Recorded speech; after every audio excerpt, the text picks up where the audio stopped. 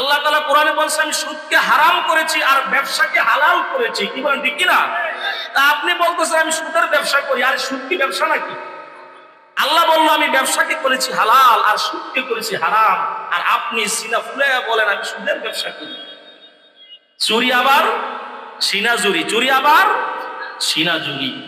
আমার উস্তাদ বলতো যে টাকা কা বাচ্চা খাইতে বহুত আচ্ছা, কবরের মধ্যে মার দিবে সাচ্চা। আছে না নাই? মুরব্বী বাবারা, আমার বুড়া বাবারা কবরের মধ্যে যাবে রে বুড়া, ওই ফেরেশতার মার খাইয়া হইবা গুড়া। দুনিয়ার মধ্যে ক্ষণিকের লাভের জন্য, দুনিয়ার মধ্যে ক্ষণিকের শান্তির জন্য তুমি তোমার টাকাগুলোকে ইনভেস্ট না করে, ব্যবসায় না লাগিয়ে তুমি বসে বসে সুদের কারবারি করো, ব্যাংকের মধ্যে রেখে যে ইন্টারেস্ট আসে ওইটা দিয়ে সংসার চালাও। একটিবার তুমি চিন্তা করো না তোমার মৃত্যুর পরে আল্লাহ সুবহানাহু ওয়া তাআলা তোমার 70 বছর, 80 বছর, 100 বছরের জীবনের হিসাব নিবে। ওই দিন তোমার আমার 1 সেকেন্ডের হিসাব আল্লাহর দরবারে দেওয়ার কোনো ক্ষমতা নাই। ঠিক কি না? 1 সেকেন্ডের জন্য আল্লাহর দরবারে হিসাব দিতে পারবো না। দুনিয়ার মধ্যে আমরা সুদের কারবারি করে, ঘুষের কারবারি করে, হালাল হারাম যাচাই বাছাই না করে নিজের সম্পদ বাড়ানোর জন্য, নিজের ক্ষমতা বাড়ানোর জন্য, নিজের অর্থনীতি সচ্ছল করার জন্য যে যেইভাবে পারি ওইভাবেই চলি, ওইভাবেই উপার্জন করি। কিন্তু আল্লাহর হাবিব বলেন শোনো শোনো শোনো, তোমার ইবাদত কবুল হওয়ার জন্য আল্লাহর দরবারে 1 নম্বর শর্ত হলো হালাল রিজিক। 1 নম্বর শর্ত কি? হারাম খেয়ে মসজিদের সভাপতি কেন, আপনি মুতাল্লিও হতে পারেন, মুতাল্লিও হতে পারেন, আপনি সভাপতি হতে পারেন, সেক্রেটারি হতে পারেন, আপনার একটা সেজদাও আল্লাহর দরবারে কবুল হবে। এই জন্য আল্লাহর হাবিব বলেন ইবাদতের পূর্ব শর্ত হলো হালাল রিজিক। খবরদার খবরদার হারামের কাছেও যেও না।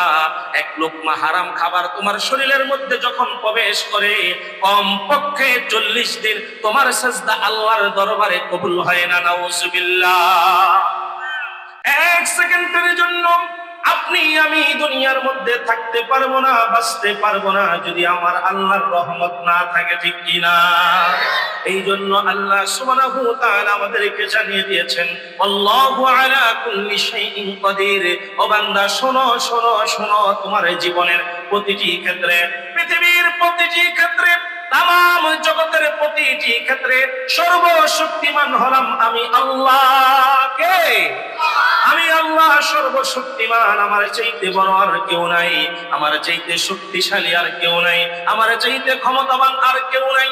দুনিয়ার মধ্যে ক্ষণস্থায়ী ক্ষমতা পেয়ে, দুনিয়ার মধ্যে ক্ষণস্থায়ী দায়িত্ব পাওয়ার পরে নিজেকে যে তুমি বাহাদুরি মনে করো, নিজেকে অনেক বড় পাওয়ারফুল মনে করো রে বান্দা, মনে রেখো আমি আল্লাহ ইচ্ছা করলে মুহূর্তের মধ্যে তোমাকেও আমি আল্লাহ পতন ঘটাইতে পারে কি পারে না। আল্লাহ সুবহানাহু ওয়া তাআলা আমাদেরকে জানিয়ে দিতেছে বান্দা শোনো শোনো শোনো, তুমি শোনো, নিজেকে অনেক বড় বাহাদুরি মনে করো না। আমি কিন্তু তোমাকে দুর্বল করে বানিয়েছি। খলিকাল ইনসানা যায়ীফা। আল্লাহ সুবহানাহু ওয়া তাআলা মানুষদেরকে একেবারে দুর্বল করে বানিয়েছে। ঠিক কিনা? আমরা একেবারেই দুর্বল। যদিও বর্তমান সময়ে ক্ষমতার পাওয়ার পেয়ে, টাকার পাওয়ার পেয়ে নিজেকে অনেক বড় ক্ষমতাশীল মনে করি। কি বলেন ঠিক কিনা? আর বর্তমান সময়ে টাকা আছে যার, ক্ষমতা আছে তার। টাকা আছে যার, ক্ষমতা আছে তার।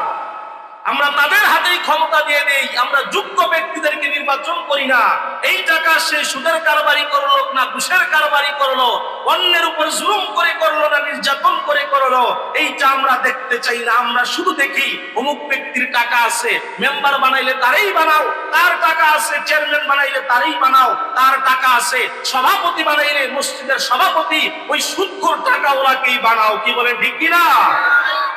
সুদ কি হালাল না হারাম? এলাকায় কি আছে? হ্যাঁ, ইন্না লিল্লাহ। গ্রামের সব সরল মানুষ আপনারা, আল্লাহর হাবিবের ঘোষণা অনুযায়ী শহরের চাইতে গ্রামের মানুষগুলো আগে আগে জান্নাতে যাবে। সুবহানাল্লাহ। কারণ গ্রামের মানুষগুলো তারা খেটে খেয়ে পরিশ্রম করে তারপর তাদের দিন যাপন করে। তারা পরিশ্রম করার পরেও আজকে সারাদিন এত পরিশ্রম করে এই রাত্রে শীতের বেলা আপনারা এখানে বসে আছেন চাতক পাখির মতো কোরআন হাদিসের আলোচনা শোনার জন্য। আল্লাহ সুবহানাহু ওয়া তাআলা আপনাদেরকে আগে জান্নাতের মধ্যে দিবে, কিন্তু এখন সুদের কারবারি গ্রামের চাইতে শহরের চাইতে গ্রামেও কম না বেশি? আমার এক উস্তাদ বলতো যে টাকা কা বাচ্চা খাইতে বহুত আচ্ছা। সুদের টাকায় কি বাচ্চা দেয় না? রাগ করতেছেন? কি সুদের ওয়াজ করলে কি রাগ করেন? এটা কি আমার কথা? সুদের কথা কি আমার? আবার এক শ্রেণীর লোক আছে জিজ্ঞাসা করে, ভাই আপনি কি করেন? আমি সুদের ব্যবসা করি। নাউজুবিল্লাহ। আছে না নাই? সুদকে কি আল্লাহ ব্যবসা বলছে? আল্লাহ তাআলা কোরআনে বলছে আমি সুদকে হারাম করেছি আর ব্যবসাকে হালাল করেছি। কি বলেন ঠিক কিনা? তা আপনি বলতেছেন আমি সুদের ব্যবসা করি, আর সুদ কি ব্যবসা নাকি? আজকে আমরা কবরের কথা বলে, মৃত্যুর কথা বলে, পরকালের কথা বলে দুনিয়ায় মত্ত হয়ে, দুনিয়ার রং তামাশায় মত্ত হয়ে আল্লাহকে ভুলে গেছি, আলেম ওলামা পীর মাশায়েখদেরকে ভুলে গেছি। তাদের বাণীগুলো এখন আর আমাদের কানের মধ্যে যায় না, তাদের কথাগুলো আমাদের শুনতে ভালো লাগে না, তাদের কথাগুলো এখন আমাদের দিলের মধ্যে গাঁথে না। কেননা আমাদের পিছনে শয়তান এমন ভাবে লেগে গেছে, আমাদেরকে শয়তান অবস্ত্র দিয়ে এমন ভাবে আমাদেরকে দুনিয়ার মায়াজালে চক্রান্তের মধ্যে ফেলে দিয়েছে। দেখা যায় আমরা সারা রাত ওয়াজ শোনার পরেও সকালবেলা ফজরের নামাজের খবর নাই। ওয়াজের মধ্যে যেই কথাগুলো শুনি নিজের জীবনে বাস্তবায়ন করতে পারি না। আছে না নাই?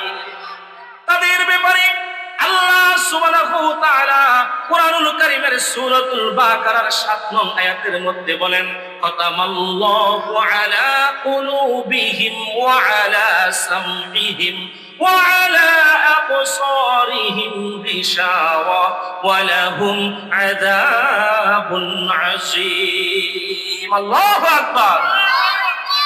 খাতামাল্লাহু আলা কুলুবিহিম, আল্লাহ সুবহানাহু ওয়া তাআলা তাদের অন্তরের মধ্যে মোহর মেরে দিয়েছে। কাদের?